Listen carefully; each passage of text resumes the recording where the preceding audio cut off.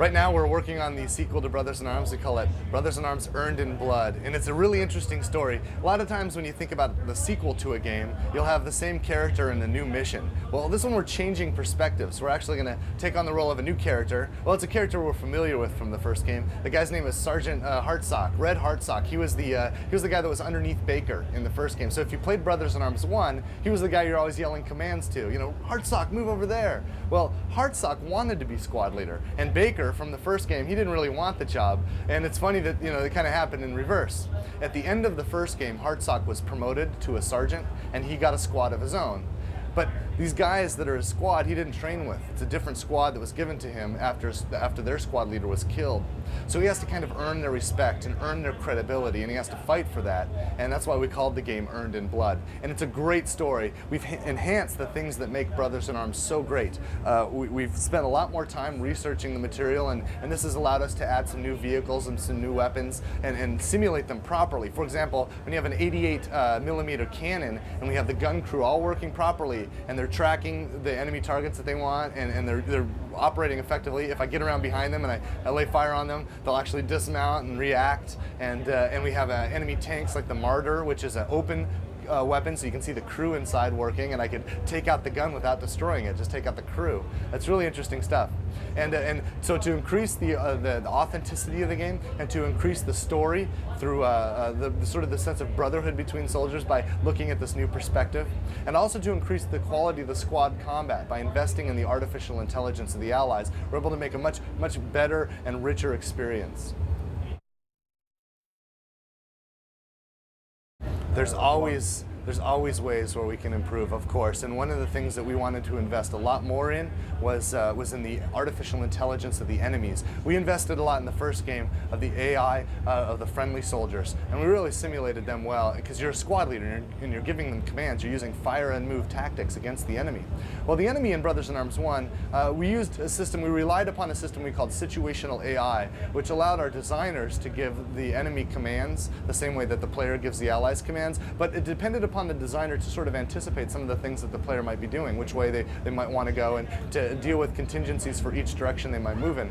With the new system, we're a lot more dynamic in the artificial intelligence, so now the Germans can really think for themselves. And this is exciting because, like, in some cases, you'll actually turn a battlefield around. I'll move into an assault. The Germans will come and flank me, taking out one of my teams, and I'll move around, and before you know it, the whole battlefield's turned around. And you know, normally when we play shooter games, we're pretty much locked in a corridor. And the enemy pops up and we knock them down and we just continue down this corridor. In this case, these battlefields are really dynamic, and that's a huge improvement over the first game, and it's very exciting. Another thing that people really wanted from Brothers in Arms, when we talk about, you know, playing with teams, you know, that's what Brothers in Arms is all about, squads of men working together. We realized that customers really wanted to play cooperatively. They wanted to play with their friend in a solo situation, playing against an AI enemy to accomplish a mission with their friends. Well, we added co-op, and we added a whole set of custom missions for a cooperative campaign. And it's really, really exciting because the two characters that you can play cooperatively with are the characters from the first game and the character from the new game. So you can be Baker and I can be Hartsock, and we can play together and fight the missions. Another neat thing we did with co-op was knowing that Earned in Blood is all about new perspectives, like the perspective of Hartsock, this other character. We wanted to think about, with the skirmish cooperative missions, we wanted to think about what it would be like to be German squad leaders. So we have yet another set of campaign missions that are designed to be played from the German point of view. So now we could each be German squad leaders, and it's a really interesting perspective. The idea came when Colonel Antal was out in Europe walking the battlefields with a U.S. Army paratrooper and a German Fallschirmjäger. And imagine this, right? It's been 60 years since the war. It was the 60th anniversary of the victory in Europe. And we're out there, and here's a man who fought on the German side and a man who fought on the U.S. side, and they're sharing their stories, and they're talking about their perspectives, and they fought in the same place, in the same battle on opposite sides. And we thought, man, that's a really interesting perspective. I mean, these were men, and on both sides were great men who were actually great leaders, and so we wanted to experience that squad leader perspective from the German point of view.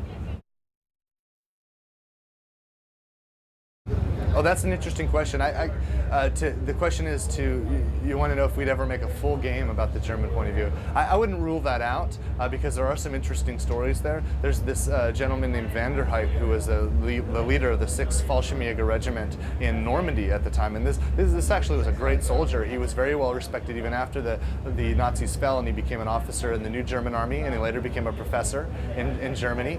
And this man's very well respected, and he's a very interesting guy. And I've read some of his stories, and I have a lot of respect for that man. I don't know if we'd ever tell his story, but certainly now that we're putting the German side on cooperative play, we'll see how that goes. And if it really works, if it resonates with people, I think that could give us some more incentive to look at some of these other opportunities. But you can see that there's a lot of interest in tackling subject matter like this from new perspectives, and that's one of the things that really invigorated us when we set out to make Earned in Blood, was thinking about how to tell stories from new perspectives.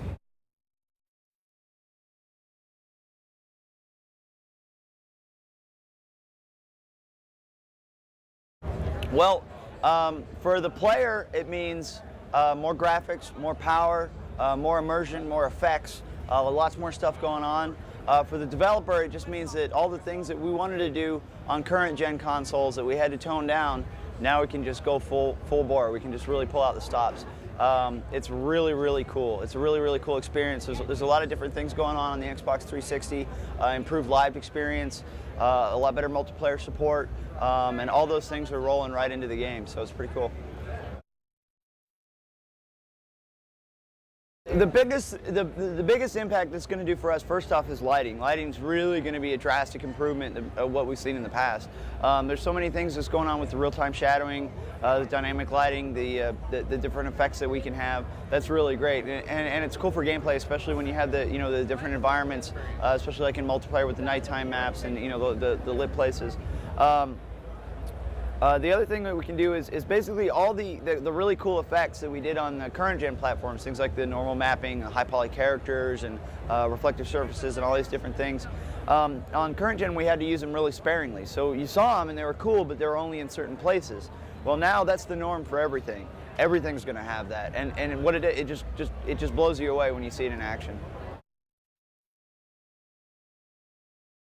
Yeah, actually the military's been really helpful. We worked a lot with the Natick Soldier Center, which are the actual guys that developed the gear for the Future Force Warrior program. Now the Army doesn't endorse Ghost Recon, or Tom Clancy, but they've given access to a lot of stuff. They're really, really helpful guys, and they're excited about their stuff getting out there, because they work really hard to bring the technology to our military, to our soldiers, and they're happy to see it out there for the general public to kind of see it. A lot of them don't know that this kind of stuff goes on, that there's whole dedicated teams of engineers working down to the smallest detail to make our guys' lives better.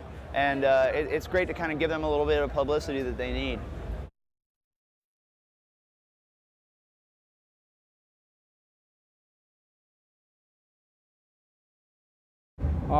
Ei tämä siinä vaiheessa ollut missään nimessä mielessä. Sitten kun Max 2 saatiin valmiiksi, niin käytettiin aika paljon aikaa siihen, että etittiin parasta mahdollista konseptia, tehtiin hyvin paljon niin kuin pre-production työtä siitä, että löydetään semmoinen konsepti, josta sekä niin kuin tuntuisi, että saadaan hyvä peli, ja myöskin semmoinen, josta me sytytään itse, että semmoinen, johon löytyy se oma intohimo siihen tekemiseen. Ja kyllä sitä Maxin jälkeen oli sen verran takki tyhjä, että sitä haettiin kyllä oma hetkensä kanssa.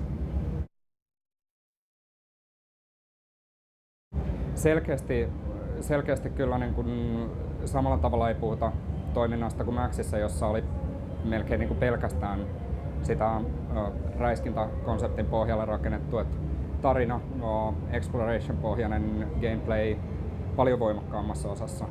Mutta samaan aikaan intensiivinen sinemaattinen toiminta on selkeästi yksi niitä juttuja, joita me tykätään kauheasti tehdä. Että kyllä Alan Wake myöskin tulee sisältämään hyvin intensiivistä toimintaa, mutta ei pelkästään sitä.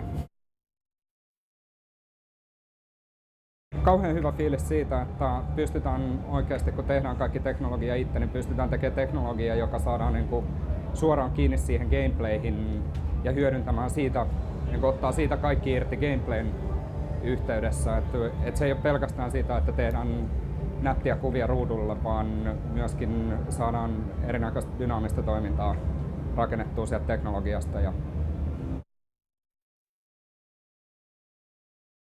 Alan Wakeissa ehdottomasti niin kuin, Twin Peaks, tämän tyyppiset TV-sarjat, Stephen Kingin kirjat, koko tämä thrilleripaketti, mitä sieltä puolelta löytyy. Klassinen, idyllinen, täysamerikkalainen pikkukaupunki on aika voimakas setting silleen, että se on kaikille varsin tuttu välittömästi, mutta siitä huolimatta sitä ei ole pelipuolella käytetty itse asiassa oikeastaan varmaan koskaan.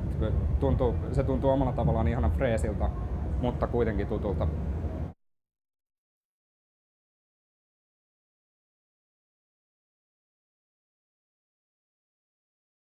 We've sold through about 800,000. We're seeing good sell-through from the trade, continuing to sell very well for us. I'm looking forward to making an announcement on our first million in a couple of weeks, and I think that's a very strong launch for us. The software 14 titles that we launched with are still enjoying good software sales, but we're starting to add more of the big franchise titles from the third parties. Needs for Speeds, GoldenEye, Ubisoft, Splinter Cell, Revenge of the Sith, titles that, yeah, they're available on lots of platforms, but you want to have them on your DS as well. I mean, of course, we've been making a big deal about Nintendogs here at the show, and we're looking forward to launching that in Europe. We'll be doing a lot of sampling activity this summer, just as we did before the launch of DS. We're getting people's hands on the DS is so important this summer with all of the beach tour activity in Spain or the sampling activities in Europe and throughout the European markets. I think a lot of people get a chance to have hands-on, including on Nintendogs. Yeah, I do. You see the reaction when people see okay, puppies are cute. We all know puppies are cute, but when the dogs interact and you can respond and they really voice commands or you whistle and the puppy comes up and it's at attention, people are captivated by that right away. Is it a game in the traditional sense? Yeah. No, not really, but it's still fun, and I think it'll do very well for us. You've seen the sales numbers coming out of Japan. It's really staggering. Yeah, we try to stay out of the specifications contest. If we went down the road of Microsoft and Sony and shouting that we've got 3.2 gigahertz PowerPC processors, X amount of memory, and pixel flood rates, and so, who cares? Yeah. At the end of the day, it really doesn't matter. You can use the current generation as an example. PlayStation 2 is the least powerful of the 3 current generation consoles, and yet it's enjoyed the greatest sales success. Yeah. So really, what's the point in shouting about the specifications? We would rather wait and show you with games the revolution that we can offer, rather than talk about it in the abstract and try to infer what does it mean to have 128-bit oversampling on your pixels. Consumer doesn't care. Well, Nintendo has this legacy. You saw the reaction if you were in the media briefing yesterday. This, for all of us who have been gamers for years, the idea of being able to play Super Punch-Out or Excitebike or Kid Icarus, or my favorite, Majora's Mask or whatever other games that I want to play, it's a very exciting prospect, and only Nintendo can offer that. Now, we can play with Revolution a GameCube game right off the GameCube disc. But more than that is the ability to download from the internet older games for Super NES, for NES, and for Nintendo 64 and play those on the console. And that's where we were talking about having 512 megabytes of flash memory, and it's expandable from that, but that's a start. The base is 512, plus a digital rights management system that allows us to control, because of course piracy is a bit of an issue, so we want to be able to control the distribution of that. But that gives us all kinds of flexibilities. I can give you demos of a game that you can play for 30 days and I can expire it. There's lots of things that we can do, or we can give you demos that you can share with somebody else, or perhaps, as you do with Nintendo DS, you can share a copy of a game with someone so that they can play head-to-head with you. There's all kinds of possibilities that digital rights management gives us. Well, yeah, I guess you could say something like that. There will be a library of games that are available. Now, we haven't really worked out the specific mechanics of what we'll charge or how we'll charge for them, or what. But there will be a charge. Perhaps, maybe not. To bring up one of the trickiest games there, because it's it's rare, it's MGM, it's there's lots of license issues that go with a game like that. So Nintendo, it was published by Nintendo, yeah, but You know, anything that involves these licensed properties gets to be very tricky. Of course, GoldenEye was huge for the Nintendo 64. That was the reason many people bought the console. You know, so we'll be looking into that one. But